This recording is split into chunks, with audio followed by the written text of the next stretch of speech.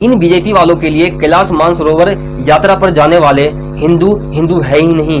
पिछले 5 साल से चाइना यह यात्रा बंद कर रखा है भारतीयों के लिए। क्या यहाँ पे नॉन बायोलॉजिकल मैन, महामानव, ईश्वर के अवतार और ये अंध भक्त के पापा ने एक्शन क्यों नहीं लिया? यहाँ पर एक कहावत सटीक बैठता है, घर में कुत्ता भी शेर होता है। जय हिंद दोस्तों, कांवड़ यात्रा में पड़ने वाले सभी दुकानों पे दुकानदारों का नाम लिखवा दिया गया है, जिससे ये पता लगाया जा सके कौन सा दुकान हिंदुओं का है और कौन सा दुकान मुसलमानों का है। मैं कहता हूँ इन नेताओं के माथे पे भी लिखवा देना चाहिए इन्होंने कितने कुकर्म किए हैं, जिसकी वजह से पब्लिक ये पता लगा सके कि ये हरामखोर नेता कितने बड़े कुकर्मी हैं। ये हिंदुओं के ठेकेदार बीजेपी के लिए कैलाश मानसरोवर पे जाने वाले हिंदू हिंदू है ही नहीं। सीएम योगी आदित्यनाथ ने कोई भी क्लेरिफिकेशन नहीं दिया है कि ये क्यों किया जा रहा है।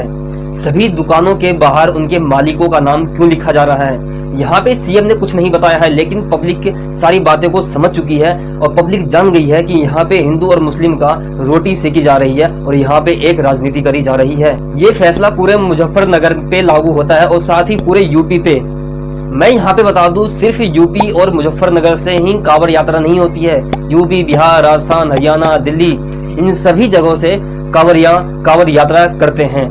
कांवड़ रूट पे बहुत सारे मुसलमान भाइयों का ढाबा या रेस्टोरेंट है जो उनको ठहरने और कुछ खाने पीने का व्यवस्था करते हैं। बस हमारे जो चौकी इंचार्ज साहब हैं वे आगे बताते थे, हाँ। भैया ऑर्डर है कि चेंज कर लीजिए आप। डे नाइट कैफे से आप अपना नाम लिखो। जो वर्कर हैं उनके नाम, हाँ। जो यहाँ सहायक हैं उनके नाम, जो ओनर है उनके नाम, सबके नाम होने चाहिए। तो आपके यहाँ तो अभी जैसे वहाँ कांवड़ रखा हुआ है किसी का शायद, हाँ, तो आपके यहाँ तो ऐसे जब इधर से गुजरते होंगे कांवड़ यात्रा के दौरान तो लोग आते होंगे? सब आते हैं, भीड़ लग जाती है, मेज कुर्सी सब हटा देते हैं, कालीन बिछा देते हैं, हाँ। सब लेटते हैं, आराम करते हैं, सो के जाते हैं, अगले दिन उठ के जाते हैं। देखिए खूब आराम करते हैं। ये सैफी साहब बोल रहे हैं कि कांवड़ यात्रा के दौरान यहाँ लेटते हैं, बैठते हैं, नीचे कालीन बिछा देते हैं, कांवड़ यात्री आते हैं, आराम करते हैं। कई पॉलिटिशियन ने इस बात पे अपना बयान दिए हैं, जैसे कि एसटी हसन जो मुरादाबाद के सांसद है समाजवादी पार्टी से। अफसोस की बात है कि आज के दौर में भी ऐसा काम हो रहा है कि उसमें नाम लिखवाए जा रहे हैं, और जबकि हिंदुस्तान में बरसों से बहुत से ऐसी हिंदू फर्म्स हैं जो मुस्लिम नामों से काम कर रही हैं अपने कारोबार बढ़ाने के लिए। अल कबीर जो मीट का एक्सपोर्ट करता है, बीफ का भी एक्सपोर्ट करता है, उसके मालिक सतीश और अतुल सबरवाल हैं। अल नूर मुजफ्फरनगर की मीट की एक्सपोर्ट कंपनी है, उसके मालिक अजय सूद साहब हैं। और उसी तरह से अरेबियन एक्सपोर्ट के मालिक सुनील कपूर साहब हैं। उसमें बुराई क्या है? अपने कारोबार के लिए कर रहे हैं और भेज रहे हैं बाहर। आप इस तरह से करके दो कम्युनिटीज के अंदर फासले पैदा कर रहे हैं। योगी आदित्यनाथ से पूरा भारत पूछता है, महादेव जी पूरे दुनिया को बचाने के लिए विष को खुद पी गए थे, क्या यहाँ पे मुसलमान के ठेले से उनके भक्त लोग जो कांवड़ लेके जाते हैं वो क्या यहाँ पे पानी नहीं पी सकते हैं? क्या उनके ठेले से फल नहीं खा सकते हैं? क्या उनके ठेले से चाय नहीं पी सकते हैं? बीजेपी हिंदुओं को बचाने के लिए फर्जी रेस्क्यू ऑपरेशन करती है और ऑपरेशन जारी है। मुसलमानों के ठेले से कुछ नहीं खाना है, ये घटिया बातें एक ही पार्टी के दिमाग में आ सकता है और वो है बीजेपी। इनके महामानव जो हिंदुओं के रक्षक ठेकेदार कहलाते हैं, उनका कहना है हिंदू धर्म कोई धर्म ही नहीं है, हिंदू ये रिलीजन नहीं है, हिंदू ये way of life. In BJP वालों का क्रोनोलॉजी समझिए। कांवड़ियों के लिए सावन के महीने में सभी दुकानदारों के दुकान के बाहर उनका नाम लिखवा दिया गया है, जिससे पता लगाया जा सके कौन सा दुकानदार हिंदू है, कौन सा दुकानदार मुसलमान है।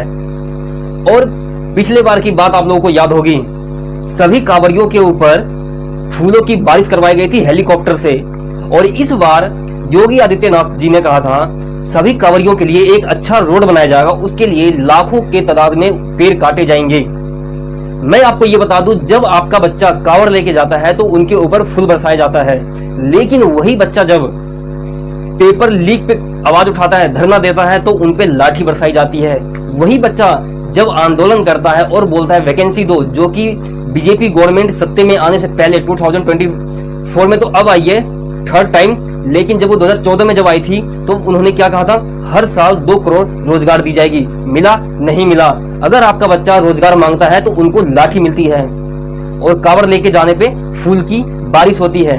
अगर आप लोग मेरा पिछला वीडियो देखना चाहते हैं नीट स्कैम पे, तो ये वीडियो देखिए। नीट स्कैम का अभी तक कोई रिजल्ट नहीं आया है और जो लोग उसमें पकड़े गए थे उस पर भी कोई कार्रवाई नहीं हुई है। क्या इनमें बीजेपी शामिल नहीं है? बिल्कुल होगी। UP police constable paper leak, कुछ हुआ नहीं हुआ।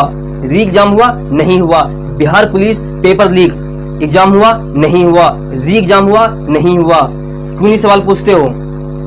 नीट का वही हाल है, अभी इस टाइम यूपीएससी का भी वही हाल है जो और एग्जाम का हुआ था। और यहाँ पे बता दूं 400 करोड़ यूपी गवर्नमेंट ने बच्चों का खा गया इस यूपी कांस्टेबल पेपर में। 21,000 समथिंग वैकेंसी निकली थी बिहार पुलिस की, उसमें भी करोड़ रुपए खा गई बिहार गवर्नमेंट, लेकिन कुछ नहीं हुआ।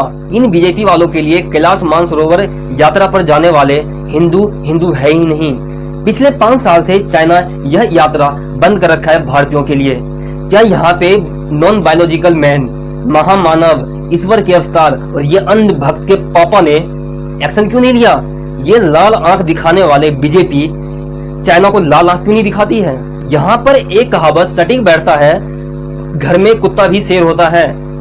2020 से अब तक 5वां साल है जो चाइना भारत के हिंदुओं को मानसरोवर पर जाने से रोक रहा है। 15 जुलाई 2024 को मोदी सरकार 3.0 ने कहा है एक आरटीआई में चीन धार्मिक स्थलों पर जाने से रोककर 2 अहम समझौते को तोड़ रहा है। चाइना इसी एरिया में अपना मिसाइल साइट भी बना रहा है और कैलाश मानसरोवर का ज्यादातर हिस्सा तिब्बत से लगा हुआ है और तिब्बत पे चाइना अपना अधिकार बताता है। अभी कैलाश मानसरोवर का ज्यादातर हिस्सा चाइना के कब्जे में है और यहाँ पे ये अंधभक्त के पापा चुप हैं। हिंदू धर्म में ऐसा कहा जाता है कि भगवान भोलेनाथ अपनी पत्नी पार्वती जी के साथ कैलाश पर्वत पे स्वयं विराजमान हैं, वहीं पे रहते हैं। क्या इस बात से हिंदुओं को कोई ठेस नहीं पहुंचता है? और ये हिंदू का ठेकेदार बीजेपी इस मुद्दे पे कुछ क्यों नहीं करती है और चाइना को जवाब क्यों नहीं देती है? मैं सभी अंधभक्तों से कहना चाहता हूं, अपने नॉन बायोलॉजिकल पापों से इस बात पे चर्चा जरूर करना और अपने पापा से सवाल जरूर पूछना। हर हर शंभू, जय हिंद।